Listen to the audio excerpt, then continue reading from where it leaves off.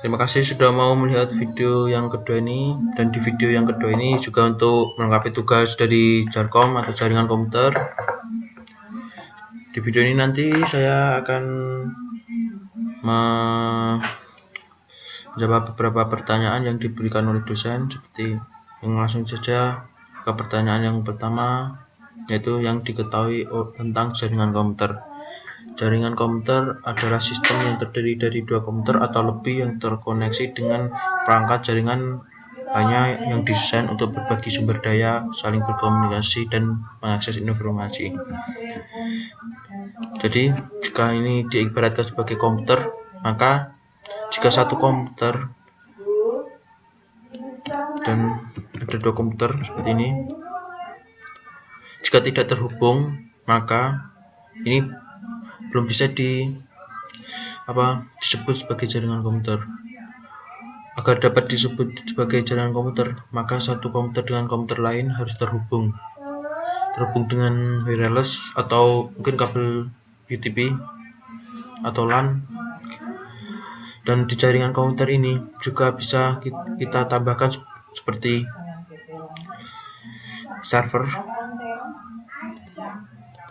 Di server ini nanti juga dapat mempermudah kita dalam contohnya seperti server website. Dengan server website, maka komputer yang terhubung ke jaringan dapat mengakses website atau yang lainnya, kemudian bisa menambahkan seperti printer. Sekarang teknologi printer juga sudah berkembang, dan komputer printer sekarang juga dapat terkoneksi dengan jaringan dan bisa meng-share dan bisa mengepin lewat jaringan. Kemudian untuk pertanyaan kedua, tujuan dan harapan pada mata kuliah ini. Tujuan dari mata kuliah ini tentu saja untuk menguasai ilmu tentang jaringan komputer, sehingga pada saat bekerja nanti dapat mendesain, membuat, mengkonfigurasi jaringan komputer. Dan harapan dari mata kuliah ini tentu saja untuk menguasai materi yang diberikan, sehingga nanti di dunia kerja nanti dapat bersaing dengan orang lain. Dan pertanyaan yang ketiga, yaitu kenapa jaringan komputer sangat penting. Jaringan komputer sangat penting karena di era teknologi ini komputer tidak dapat memaksimalkan kemampuannya tanpa terkoneksi dengan komputer atau perangkat lainnya.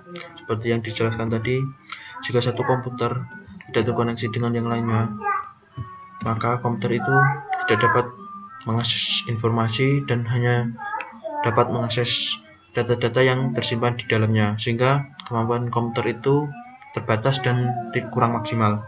Hingga agar kemampuan itu maksimal, maka komputer itu perlu terkoneksi dengan jaringan atau komputer lain. Selanjutnya, contoh dan dampak jaringan komputer sendiri. Jaringan komputer, contoh jaringan komputer pertama yaitu jaringan komputer di dunia, atau yang biasa disebut dengan internet. Jaringan ini sangat besar dan terdiri dari jaringan-jaringan kecil yang saling terkoneksi satu sama lainnya untuk membentuk suatu jaringan yang besar dan saling berbagi file. Dan dampak dari jaringan komputer ini tentu saja mempermudah manusia dalam berbagi informasi, baik yang berupa tulisan maupun file. Selain itu, dampak jaringan internet ini antara lain munculnya aplikasi yang menunjang manusia dalam berbagi informasi dan atau file. Contohnya email, website, newsgroup, chatting, dan lain-lain. Selain dampak positif, juga ada dampak negatif. Dampak negatif dari jaringan komputer di dunia antara lain munculnya spam, virus, kejahatan internet seperti carding, hacking, dan DDoS. Dan mungkin yang selanjutnya adalah jaringan komputer di sekolah atau mungkin di kampus. Dampak jaringan ini maka mempermudah siswa dalam mencari informasi atau file yang diperlukan dalam belajar.